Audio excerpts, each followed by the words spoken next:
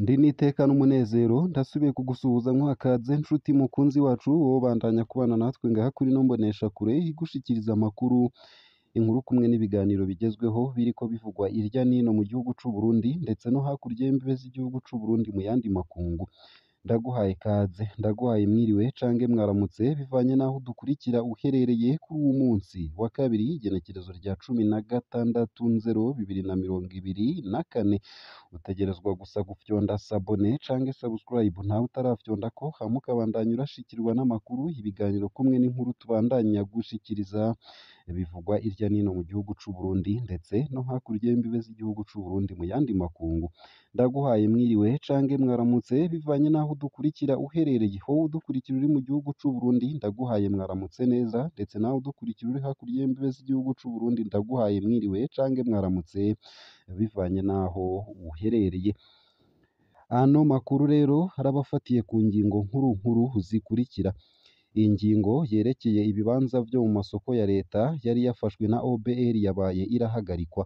Bishikirizwa n'umushikiranganji mu vyo ajejwe harimwo intwaro yo hagati Martin Niteretse, aca yunganirwa na mugenzi we mu vyo ajejwe harimwo ubutunzi Audace Niyonzima. Hari ku munsi w'ejo uheze igenekerezo rya 15/0/2024 aho abo bashikiranganji hongeyeko Prosper Dodiko mu vyo ajejwe harimwo uburimyi bagirisha inama ba buramatari ba musitanteri hamwe n'abajejwe uburimyi mu makomine yose y'u Burundi. Martin Niteretse yamenyesheje ko ingingo yo gutanga ibibanza mu masoko igiye gusubirwamwo hisunzwe intonde zizotangwa na ba musitanteri zerekana abadandaza bakwije ivyangombwa, ni ukuvuga igitabo ndangamudandaza NIF ndetse n'ibindi bakorera muri ayo masoko. Vyinshi kuri ino nkuru ni mukanyi ku buryo bw'idonido ntuje kure. Nayo mu yandi makuru kandi womenya ko hagiye gutunganywa mu gihugu cose rusansuma y'abarimyi n'imirima yabo. Umushikiranganji w'ikigega ca leta Audace Niyonzima amenyesha ko uwo mugambi uriko urategurwa kugira ngo leta imenye imbuto n'ifumbire bikenewe mu gihugu cose, amahera bizotwara hamwe n'abazikeneye, mu ntumbero y'uko ku bijanye n'uburimyi n'ubworozi hata myidogo y'ibura ry'ifumbire canke imbuto ku buryo babirondera ku mwanya wa nyuma vyosubira kwibonekeza, kandi ko leta ifise umwitwarariko ko abarimyi bato bato boronswa ifumbire ku kiro batarinze kuriha amatoni. Vyinshi kuri ino nkuru navyo nyene ni mukanyi mu buryo bw'idonido ntuje kure. Nayo kandi womenya ko ngo irondoka rijanye n'amagara meza ridashoboka mu gihe abarongoye amadeni n'amashengero batabitahura. Mu nama yahuje abajejwe amagara y'abantu, abajejwe intwaro n'umutekano hamwe n'abakurikirana ivy'ingo n'imibano mu ntara ya Makamba kuri uyu wa 12/0/2024 bariko barabira hamwe uko amabi afatiye ku gitsina yagwanijwe umwaka w'2023 be n'umurindi w'irondoka mu makomine ya Kayogoro, Mabanda ndetse na Nyanzarake.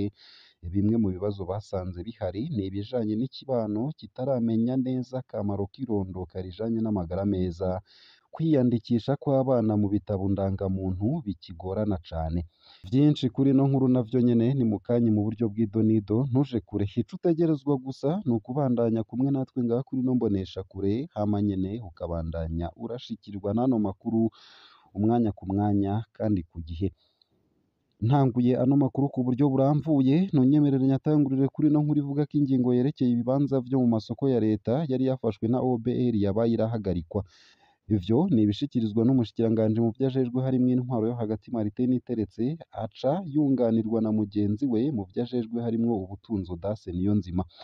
Hari ku munsi w'ejo uheze igenekerezo rya 15/0/2024 aho abo bashikiranganji hongeyeko Prosper Dodiko mu vyo ajejwe harimwo uburimyi bagirisha inama ba buramatari ba musitanteri hamwe n'abajejwe uburimyi mu makomine yose y'u Burundi.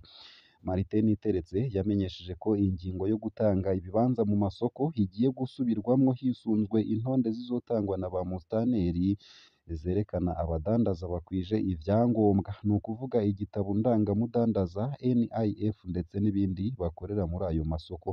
Urwo rutonde rukazokorwa n'urwego rwizewe ruzoshirwaho bigakorwa mu kiringo kitarenze indwi imwe. kandi ngo nta bakomisiyoneri mu isoko dukeneye, amasoko ni ay'abadandaza, nayo amafaranga y'umurengera abakorera mu bibanza byo mu masoko basinyiraniye na OBR ngo nayo nyene hagiye kuzosubirwamwo, ivyo bikazoba mu masoko yubatswe na leta ikayashikiriza abadandaza. Ibindi bibazo nyamukuru vyagarutsweko muri iyo nama ni ikibazo c'ifumbire hamwe n'itunganywa ry'amafaranga leta ishira mu gisata co kurwiza umwimbu. Ikijanye n'amafaranga leta ishira mu gisata co kurwiza umwimbu, umushikiranganji Audace Niyonzima amenyesha ko hagiye gutunganywa ibikorwa ku buryo hamenyekana abarimyi hamwe n'amatongo arimwa uko angana, gutyo amafaranga azotegurwe hisunzwe ibiharuro bizwi. Mu kubitangaza, umushikiranganji Audace Niyonzima yagize ati: "Tuguma dutanga amamiliyaridi amajana ariko ntitubone inyungu. Umwitwarariko abarimyi bato bato bafise wo kuronswa ifumbire ku kiro batarinze kuriha amatoni." Umushikiranganji Dodiko yamenyesheje ko ico kibazo camaze kwigwa, ahubwo hasigaye kuronka abizigirwa bazotanga iyo fumbire mu makomine ndetse no ku mitumba bataravye aka mwana wa mama. Uwo mugwi nawo nyene akaba yawutumye abasitanteri bo bazi neza abanyagihugu batwara. Nayo mu yandi makuru kandi ntunyemerere nkushikirize ino nkuru ivuga yuko nyene hagiye gutunganywa mu gihugu cose rusansuma y'abarimyi n'imirima yabo nk'uko umushikiranganji yabishikirije. Umushikiranganji w'ikigega ca leta Audace Niyonzima amenyesha ko uwo mugambi uriko urategurwa kugira ngo leta imenye imbuto n'ifumbire bikenewe mu gihugu cose, amahera bizotwara hamwe n'abazikeneye, mu ntumbero yuko ku kijanye n'uburimyi n'ubworozi ata myidogo y'ibura ry'ifumbire canke imbuto ku buryo babirondera ku mwanya wa nyuma vyosubira kwibonekeza, kandi ko leta ifise umwitwarariko ko abarimyi bato bato baronswa ifumbire ku kiro batarinze kuriha amatoni. Ni mu gihe ngo bitahora bitunganijwe neza, ariko ko kuva leta ishizeho umugambi wo kunganira abarimyi yashizeho kuva mu mwaka w'ibihumbi 2013, ariko ntimenye n'umwimbu wavuyemwo, ngo leta itanga ku mwaka amahera aharurwa mu mamiliyaridi 100, ariko abantu babandanya bavuga ngo barishwe n'inzara, ngo sinzi ko hari akageso abarundi bamwe bamwe bafise ko gusega. Dodiko Prosper haramutswa ubushikiranganji bw'uburimyi akerekana ko ifumbire yagiye iratangwa yagiye iriyongera, kuko mu mwaka w'ibihumbi 2012 bwatanze itoni zirenga ibihumbi 6 mu gihugu cose, abanyagihugu bakaba birirwa batondeye ikiro kimwe canke inusu yacu. Uyo mugambi utanguye bwaciye buja kw'itoni ibihumbi 13, aho vyagiye biraduga ku mwaka uheze bwageze kw'itoni zirenga 107. Ivyo rero ngo vyatumye n'amahera bwakoresha aduga, kuko nk'izo toni 107 zatwaye imiliyaridi zirenga 256.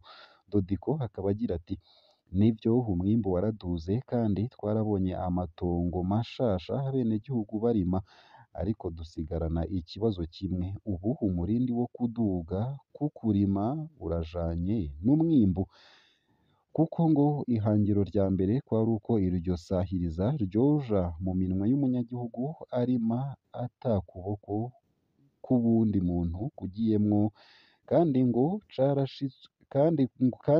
carashitsweko, kuko uwutanga ifumbire ayitanga gushika no muri zone."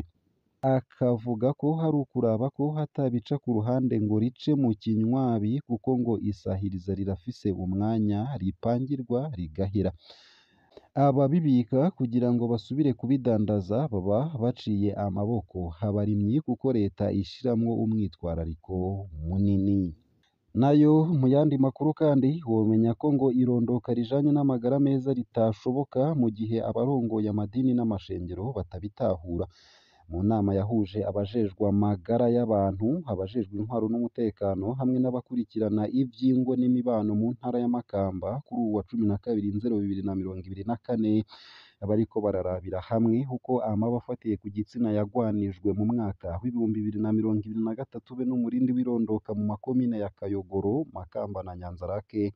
Bimwe mu bibazo basanze bihari ni ibijanye n'ikibano kitaramenya neza akamaro k'irondoka rijanye n'amagara meza, kwiyandikisha abana mu bitabo ndangamuntu bikigorana cane.